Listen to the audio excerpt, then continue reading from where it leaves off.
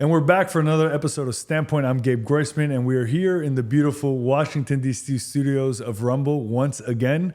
Dylan is at the turntables again, the so-called turntables, making sure everything is set up. And we are here actually with a very special guest, Israel's ambassador to the United Nations, Gilad Erdan. I'm not going to do a full biography. Everybody knows who he is. He's been a member of Knesset, a member of the parliament. He was from 2003 to 2020. We have a long-standing relationship, which we'll get into a little bit on the pod. And it's just such an important time to speak to someone of his level, where the whole world is looking at the potential of, people are calling it World War III, what's going to happen with Iran, with Israel, with the United States. And there's very few people on the planet who really understand these issues the way he does. We'll speak about the United Nations and what's there and what's not there, right? I mean, they have the title of this beautiful, incredible institution, but what's really on the inside we know is very different. And then what's the future for him and Israel? So with that, I'd like to welcome Gilad Erdan, Ambassador Erdan. Hi, Gabe. Thank you for having me. Thanks for coming here. We were talking earlier today, trying to figure out when we first met, and I think it was about 7 years ago, right? You were Minister of Strategic Affairs then, and you showed... I'm not sure if it was the best judgment or not, but you invited me to one of your conferences you did on anti-Semitism. One of my best judgments ever to invite you, and I'm really happy we met. And I should compliment you for being quite courageous as a mayor to pass the anti-BDS law in your for your community, because you truly understood the true face, the nature of these people who are not only against Israel, they're also against the United States of America. And they really want to delegitimize the existence of Israel, partially because we are one of the closest allies of the United States of America. And when I arrived to the UN to be the ambassador, I also saw that today this is exactly the strategy of our enemies. They don't only try to isolate Israel economically through BDS. They come to the UN and they try to weaponize every UN body to exploit the political majority against the one and only Jewish state. Yeah, it's unbelievable. So you were right. Listen, I wish I was wrong, is the truth. And people now all the time are asking, did you see this coming? We didn't see this coming after October 7th, this explosion of anti-Semitism. Like, I've been screaming it from the rooftops forever, and I wish I was wrong. But that DEI, ESG, anti-colonialist, anti-Western movement that we've seen has been going on for a long time. But before we get into, yesterday you gave what may be your last speech at the UN, and you said that. And I thought it was very powerful. It was sort of like a mic drop moment where you called out the Palestinians and you called out the Palestinian leadership or representative for what they are and just the nonsense at the UN. So we're just going to play that clip quickly and take a quick look at it. As this may be the last time for me to address you as Israel's ambassador, though who knows, perhaps another session will be called because of more terrorist propaganda, I would like to leave you with this. I have been immensely proud to represent my country here. The most moral country in the world. You listen, Palestinian representative, in this warped place. I hope one day you will also see the bias and perversion of morality here. And I pray that you will see the truth. The terrorist organization that this guy represents here and tyrannical regimes should be condemned, not protected. And that Israel should be praised. We are today the vanguard of civilization. We are the vanguard of civilization. But until then, Am Israel Chai.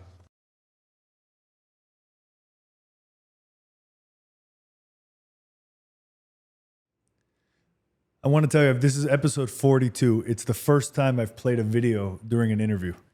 And I want to tell you why. Because I'm all about conversations and content, and I don't like sensationalism. I know that's not popular to say on a podcast that's on different platforms.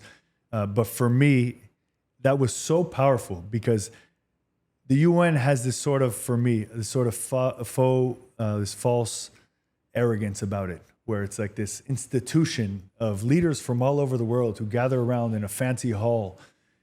But I just want to scream when I hear the nonsense there. And And I saw you basically do that. I'm screaming there for you and for millions, I Yeah, think, around the world.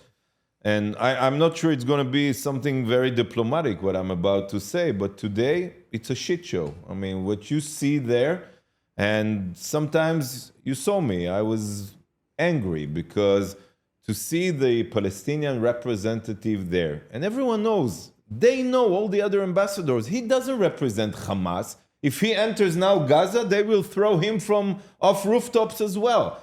But he speaks there. Everyone knows it's politically motivated.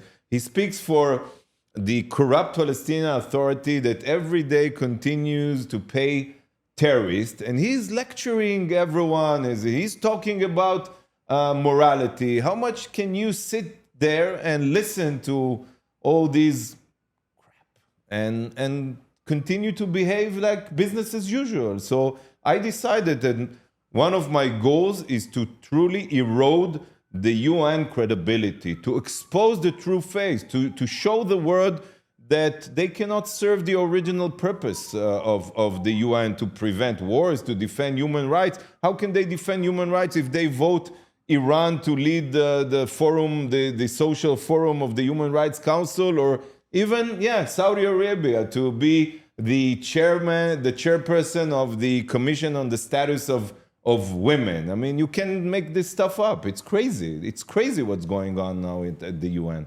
Yeah, and it was incredible to watch you. I mean, we've had a nice relation of friends for a long time. So I watched you transition from being a member of Knesset, a member of the Israeli parliament, which looks a lot like that times 1,000, right? I mean, the Israeli parliament, for those listening, I mean, if you listen to hearings in Congress and you think that they're getting a lot of action and you see different members of Congress trying to be sensationalists, it's nothing compared to what happens in Israel, right? In Israel, it's a lot of screaming, a lot of theatrics. You then shifted after almost 20 years in the Knesset to be an ambassador, to be a diplomat, going to the United Nations. And I saw a turn in you, right? I mean, it took, I think, a little bit of time until you started bringing out what I'll call the Israeli in you, right? To really start pushing back in an aggressive way. I mean, what was the biggest change for you from being a politician, a member of Knesset, a member of parliament, a parliamentarian, a minister, to being an ambassador in the United Nations? Well, you are right. It took me some time at the beginning, because when you serve as a public figure, but a politician in the parliament and in government, it's totally different. And first of all, I know also my disadvantages, not only my advantages. And I knew that I had to learn a lot about the world, about diplomacy. So I dedicated a lot of time to learn.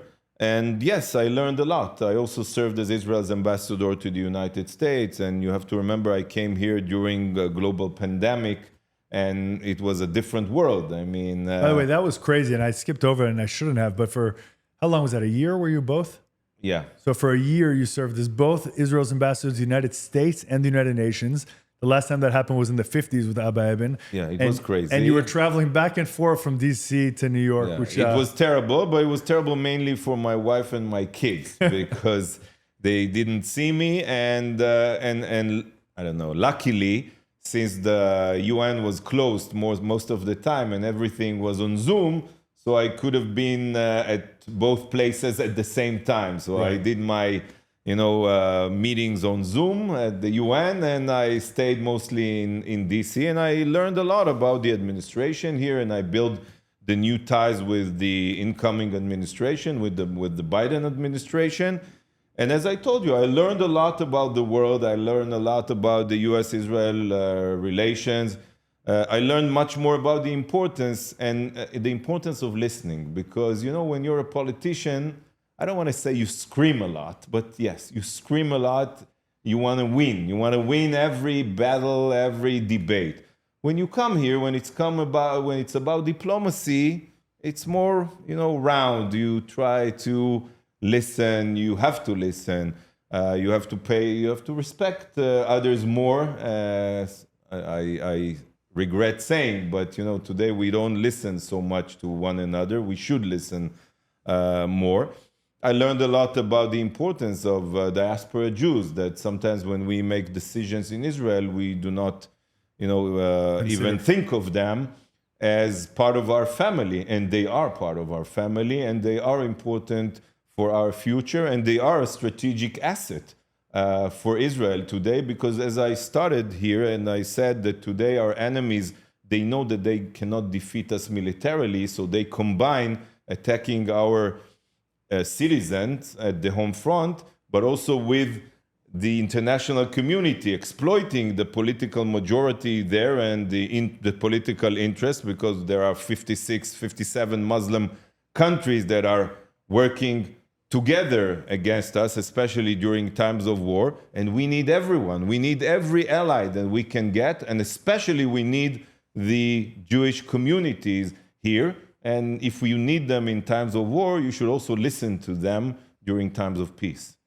Yeah, it's difficult, and our audience is of all kinds. It's not all a Jewish audience, but in the Jewish world, like you know, and you've learned, especially in the last 4 years, I'm sure more than you've ever wanted to learn. There's a big divide. There's always a question about Jews and why they vote Democrats and I know you don't want to get into American politics, but I will. And why the majority? No, I can say something about a Democratic Party. I won't shy away from saying things. Against people who bash the state of Israel and slander and say statements that are anti-Semitic. This is sadly a phenomenon now within the Democratic Party. I'm not saying that we don't have some problems also within the Republican Party, but we see that a more bigger part within the Democratic Party is being drifted to the far left, and they align themselves with terrorist organizations like Hamas. We cannot ignore it. We're going to see it this week, right? The big contrast on that we're going to see this week, because this week is the Democratic National Convention, the DNC versus the RNC, which I was at in Milwaukee. The CEO of the RJC, Matt Brooks, put out a challenge because he spoke at the RJC, and the first thing he said is, "Cheer if you support Israel," and the place went crazy. And he says, you'll never hear this at the DNC, but he put out a challenge that for every speaker who does that at the DNC, the RJC will pay for 180 trees to be planted in Israel. I'm on the board of the RJC, so I hope we have the financial problem of all of them saying it, but I think it'll be zero. Look, but I have to say one more thing. Mainstream of the Democratic Party is still with Israel, and when Congress voted on, supporting Israel and funneling money for our missile defense systems, you saw like vast majority, both sides of the aisle supporting Israel. Yes, there are radical parts, and especially within the Democratic Party, and I expect the leadership of the Democratic Party to deal with them, and we cannot ignore it. But it's also a lesson that Israel should learn. There are some sectors within the American public that we should connect ourselves closer to, like the African American community, something I worked hard to do, the Latinos, all the minorities. We are in touch with the evangelical Christians, and we should continue to nurture our relations with them, but we should work much harder to make sure that most Americans understand the values of the state of Israel, because it's not a slogan, it's not an empty slogan. We truly share a same, we share the not only same interests, but also same values. But you see that the young generation here don't know much. What we are seeing on college campuses, what you call your elite Ivy League universities, is really concerning. And we have to think what to do, and I'm thinking a lot about it. Yeah, it's a big issue, and people talk about the Harvard-Harris poll that came out a few months ago now, maybe 2 months ago or so. And the top line is 80% of Americans support Israel. But if you just read, it's a 2-page report. We have to double check this. But anyways, if you read actually the age, because they break it down by age groups, and yes, over 60, it's like 80-something%. Under 30, it's under 50, it's 49%. So, it's a real issue. But within something with TikTok. Yeah, we just need block it. We need to talk to the Chinese government or block it. And we've been working on it. We had Senator Rubio on a few weeks ago talking about exactly that issue. But yeah, listen, it's a huge issue in America. And within the Jewish community itself, it's a divided community. It's not a monolith. We don't all vote the same.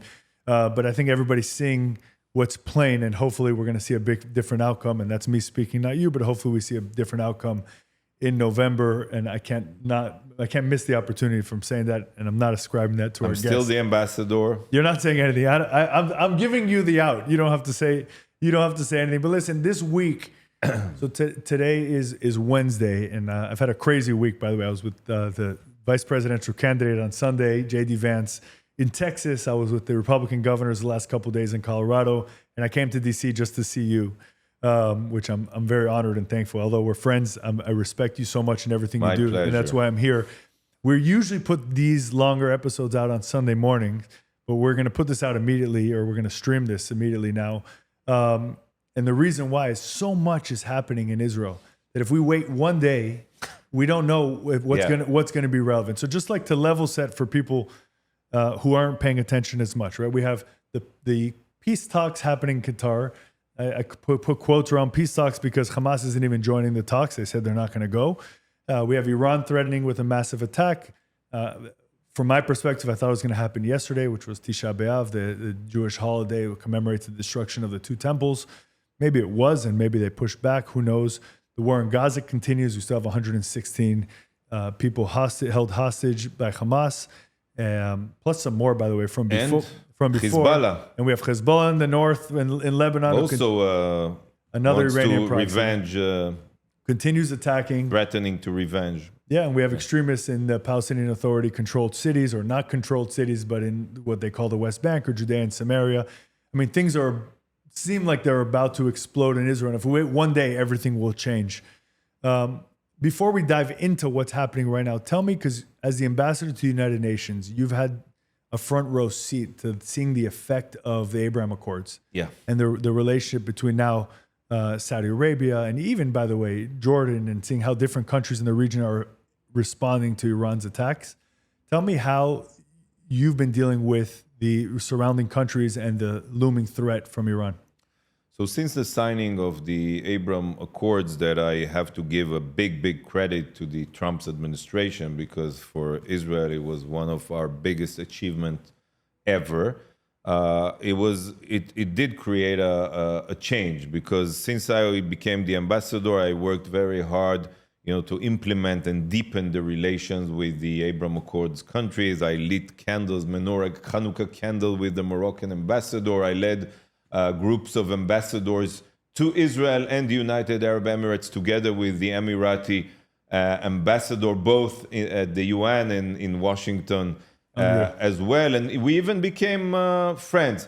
But yes, I have to admit, when October 7th happened and Israel had to retaliate and start a war in order to eliminate Hamas, so you saw the politics being materialized, because you saw the Arab group, the Muslim group working together, and it's very hard for many Muslim countries not to align themselves with others during times of war. But still, now you saw me yesterday in the Security Council criticizing the Algerian ambassador, who convened the discussion because of our attack in Gaza, but he didn't say a word against Iran. It didn't happen with the Emirati ambassador. When Lana Nusayba represented the Arab group on behalf of the UAE, the United Arab Emirates, but also on behalf of the Muslim group, and she sat in the Security Council, she also criticized Hezbollah. She was much more fair and balanced. I had an open channel to work with her on on joint project. So it was totally different. And I have to tell you something, I'm not going to mention names. Behind closed doors, even Arab ambassadors are talking differently than how they vote there.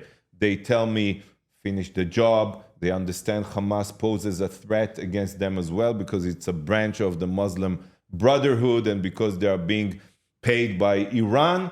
But they cannot say it publicly. So I'm still hopeful, and I'm still optimistic that one day, after we eliminate Hamas and we bring back our hostages, Israel will continue to succeed, to thrive, even though we, as you described, we are facing now 7 fronts, as Prime Minister Netanyahu explained in Congress, things will look different. And one more thing, when I enter the UN halls every day, I remember one very powerful message.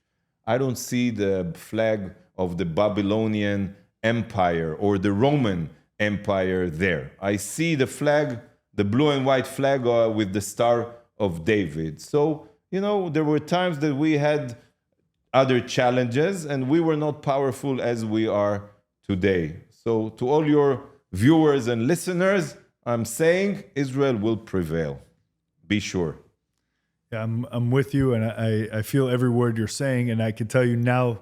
Maybe I was afraid to say it publicly before this previous holiday that was finished yesterday, Tisha B'Av, which just means the 9th of the month of Av, which is of the Jewish lunar calendar, which was the same day that the first temple and the second temple were destroyed. But these days things are different. There's a reason why that didn't happen on the 9th of Av, because now we do have a strong military and we do have a strong country who's there to protect the land of Israel. They know exactly what is going to happen. I mean, Nasrallah himself, the leader of Hezbollah, after they attacked us and the second war in Lebanon took place back in 2006, a year later he regretted when he saw the devastation in Lebanon, and he knows right now also that if he attacks Israel or Israeli civilians, it will wreak havoc in Lebanon. The same will happen in Iran. And again, I don't want to brag, but look what's happening now in Gaza. Do you think that they are happy with what is happening to them? You see the demolitions, you see how it looks.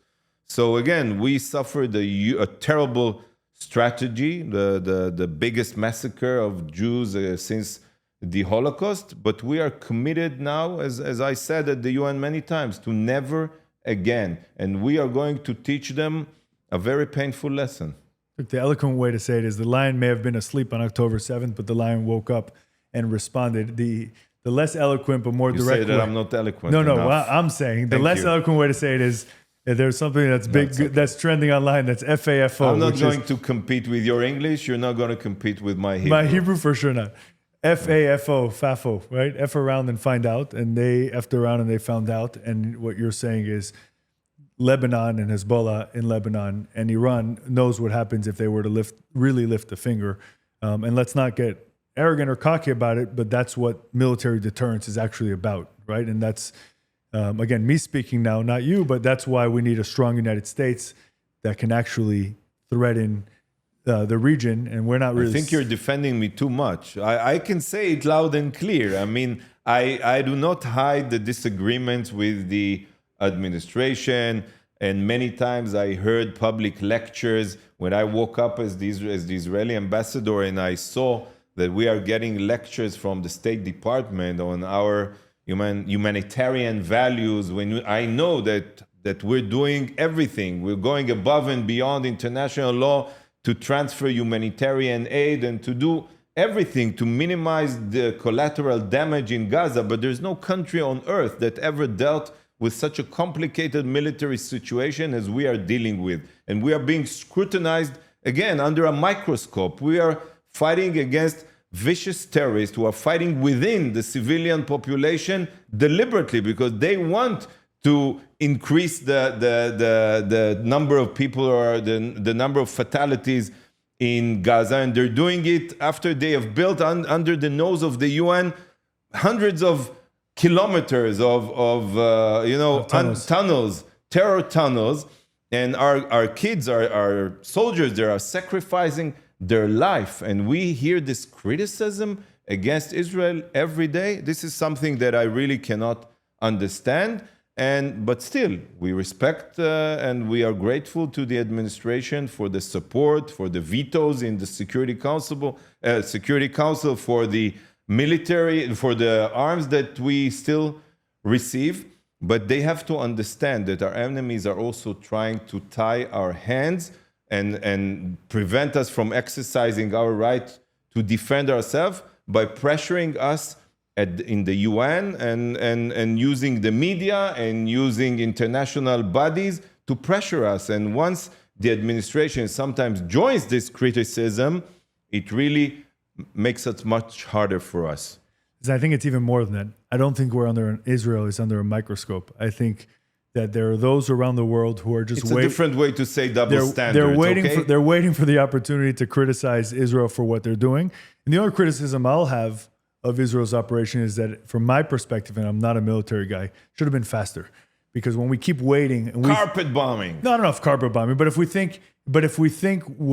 Israel thinks that if they do things in a certain way, the global community will come on its side and support them. If Israel drops flyers to let them know and talks about how they're the most moral army in the world, then everybody's going to support Israel. They're still not supporting Israel, and the war is still going on. I think war is ugly, and that there's no nice way to go to war. You can't be half pregnant. You can't half go to war. And that this war needs to be continually prosecuted in a way that will reach the goals, which is absolutely destroying Hamas. And Israel shouldn't slow down. What drives me crazy is seeing how the U.S. politics, which just always happens, impacts what's happening in Israel. So there's an election coming up in November, like everybody on the planet knows here in the United States. And that's having a big impact on what's happening, how the U.S. is pushing Israel to do a deal, etc. I just want to ask you a question. When you got on the political scene in a big way in the early 2000s, you were a big opponent of the disengagement plan when Israel pulled out of Gaza. Yeah. Vocal, if you Google you and you obviously were proven to be right? Pulling out Jewish communities from Gaza didn't bring peace; it brought us October 7th. What do you see? Do you think the Israeli population now, or in the political world and on the street, sees that connection, that pulling out of Gaza, pulling that settlement community out of Gaza, really had that impact that yielded where we are now on October 7th? Or are they still separating things? Not enough, because each side, political side, takes it to his understanding. No one likes to say, "Oh, I did a terrible mistake by supporting the." You call it disengagement. This was like how to whitewash the Right. name of this. Right. It was like uprooting and expelling Jews from their communities who lived peacefully near Gaza. And that was a terrible mistake, because it sent a message of weakness to the radical Palestinians, because they interpreted, they understood it as a weakness, that we are withdrawing, unilaterally withdrawing under fire. And it's not a coincidence that few months later Hamas got elected. It's not a coincidence another few months later they threw all the Palestinian Authority representatives off rooftops, killed them. They escaped into Israel from Gaza, and since then you have Hamas in power there, oppressing the people in Gaza. By the way, to say also oppressing is something that should be double-checked, because you see that you don't see any protests against Hamas. Even in Iran, you see many protests against the Iranian regime. In Gaza, it seems that the civilians, they do support Hamas. We saw the horrible, terrible pictures coming out of Gaza, how the crowds were cheering and supporting the massacre, and when the bodies were brought there and the hostages, they celebrated. There was no criticism there. And this is also part of the outcome, the results of the terrible mistake of the disengagement. And yeah, you mentioned it. I established a group of members of parliament, of Knesset in Israel, to oppose Ariel Sharon and his plan. The media immediately branded us as rebels, even though he was the real rebel, because he changed the Likud ideology. The Likud ideology says that yes, we are willing to negotiate and even to support some concessions, the minimum concessions needed to get a real peace agreement with the Palestinians. But he did it without any real reason, just to unilaterally withdraw. And as we know now, other than the ideological reason to oppose it, because we believe that the land of Israel belonged to the Jewish people, it turned out to be also a terrible security mistake. Yeah, and for those listening, Ariel Sharon was sort of one of the leaders of the right wing of Israel from its establishment or closely thereafter, and he's the one who gave back Gaza, because kind of bought into that pressure. We feel that today in American politics, sort of pressure and pressure and pressure from the left or from the public, from the press. And sometimes you give in and you say, you know what, maybe they're right.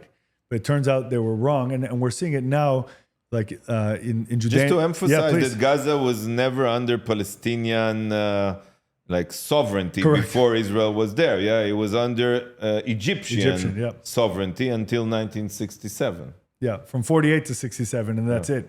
That's correct. And if I misspoke, thanks for fixing that.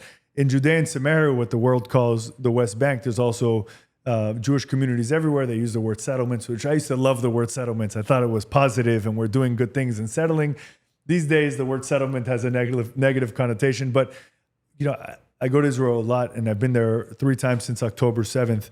And I'm hearing something I hadn't heard before. I'm not saying it's in the mainstream, but people seem to start understanding that but for the Jewish settlements in Judea and Samaria and the West Bank, you can have October 7th every day of the week, God forbid, in Jerusalem or in other cities all over Israel. Meaning the security benefit of having Jewish communities in these areas are tremendous. Do you see, I mean, you're just going back to Israel now, and we'll get to that next. But by the way, you mentioned Ariel Sharon. Ariel Sharon was also a famous general, and he was a national hero. He deserves a lot of respect because he really was part of the generals who saved Israel during the Yom Kippur War. And when I worked with him, I basically started my political career as his advisor. And when he founded many of the Jewish settlements in Judea and Samaria, he saw it also from a security perspective, as you explained rightfully, because they serve also as a buffer zone between the largest population centers in Israel, in Tel Aviv and other big cities, because whenever you have Jewish settlements, it's much harder for the terrorists to organize themselves, because you have eyes there, you see what's happening, you get intelligence, you see if they prepare to attack you, like what happened on October 7th. And that's why I said that basically, the disengagement is the original scene that led up later to October 7th.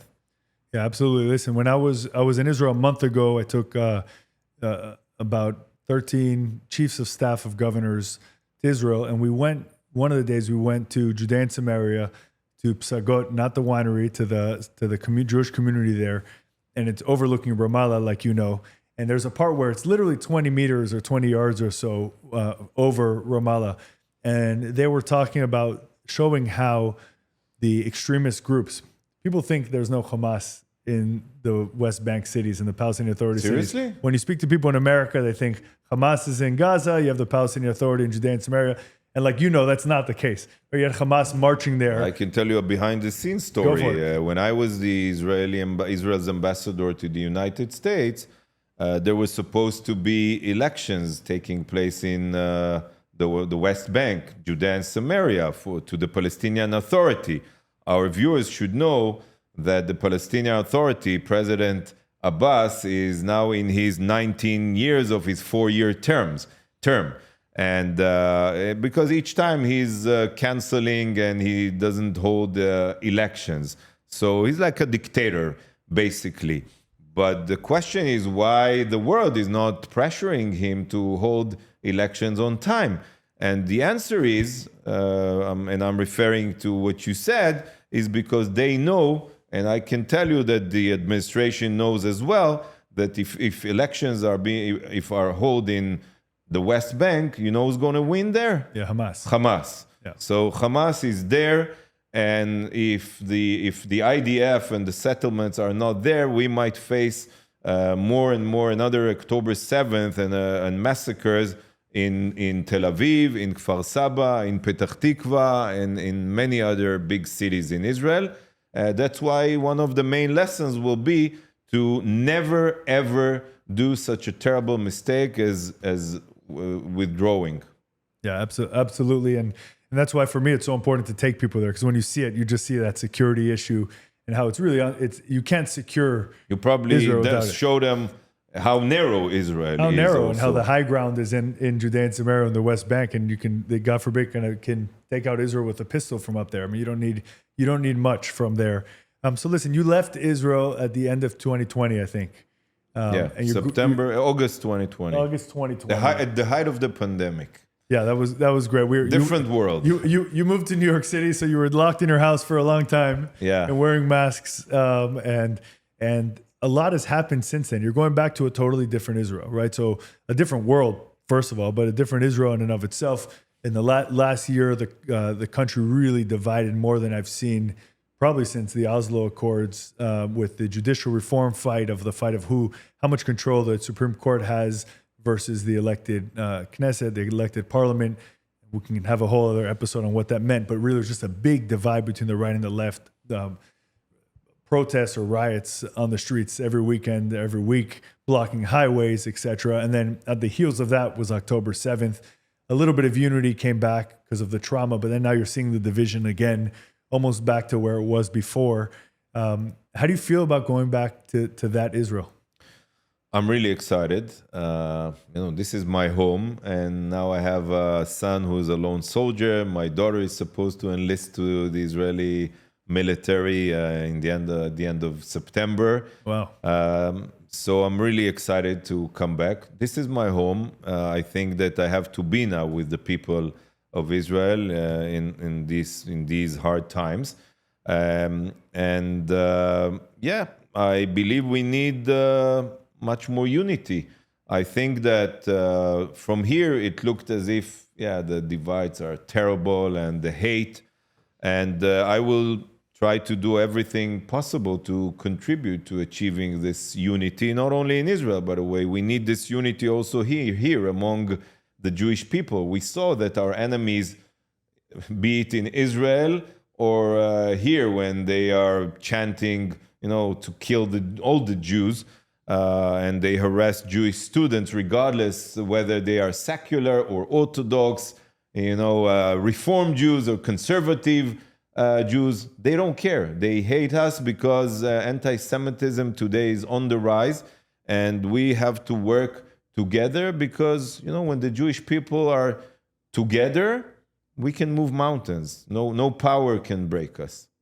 Unbelievable. And listen, when I hear you talk, and all I think about is, when the world is falling apart, there are people who take their roles and their positions that they've had or that they find themselves in, and you find yourself in a position where you can actually do something about it, right? Everybody else feels helpless. I get calls once a week at least from somebody. What can I do of what's happening, whether it's in our society here in America, whether it's anti-Semitism, whether it's Israel, whether it's the hostages. People feel desperate to do something, and you're in the position to do something. So first of all, on a personal level, thank you. First of all, thanks for being here. My honor. And for spending your time with me here. But also thank you for everything you've done these last 4 years. Were not the easiest 4 years to be ambassador at the United Nations. Definitely not. At all. But you've navigated it in a tremendous way. I think the world has recognized it. And I'm excited to see what's next for Gilad Erdan in Israel. So thank you so much.